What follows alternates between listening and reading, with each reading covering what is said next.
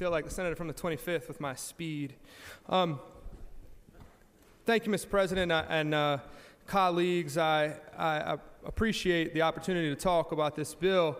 As you all know, this bill is the very first bill that we've had this session that deals with K through 12 education at all. This is the 24th day of the legislative session, and we've been racing. We've met every day. And this is the very first bill that we have had that addresses K through 12 education. Now, I frankly don't have a problem with the bill. I understand the issue. I think that it's important for us to understand the founding principles. I'm glad that there's no opposition to including the freedoms that were secured under our Constitution and later amendments.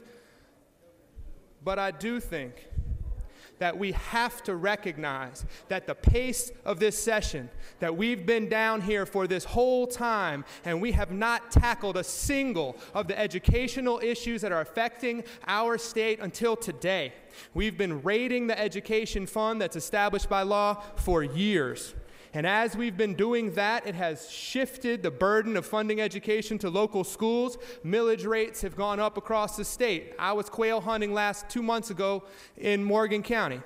A fella told me that their millage rate in Morgan County has gone up every year since 2009, and his wife, who works for the school system, still has 29 furlough days. And I went and I checked to make sure. 2009, Morgan County had 12.5 millage rate, and today they've got a 17.7 millage rate. Now, what that means is that as we disinvest at the state level, we're shifting the burden for funding education to property taxes. Does anybody think that's a good idea? No. We ought to use the state revenues. Now, what are the solutions that have been offered by the current leadership of our state? Nothing.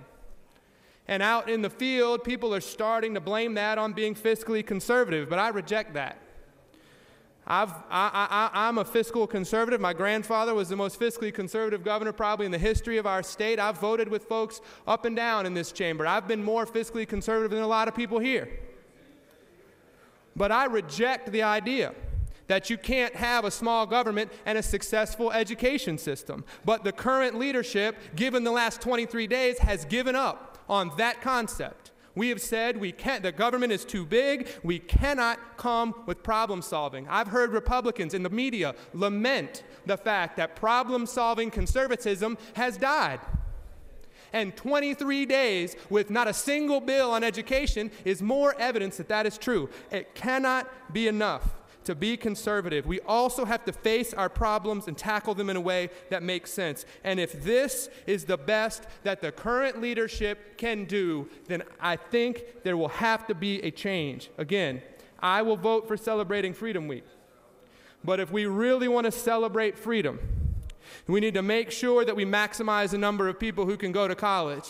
We need to save our technical schools. We have to have these students who will recite the Declaration of Independence and the preamble to the Constitution. We'd have them recite that in smaller classes, in schools that have AP credits, in schools that have accountability pushed down as far as it can go with well-trained, well-supported teachers, and in schools like in rural Georgia particularly, like the ones where my family went, where they taught that a farmer's child could get educated and could change the world just like the Founding Fathers did, the ones that we want to celebrate with this bill. I appreciate your indulgence.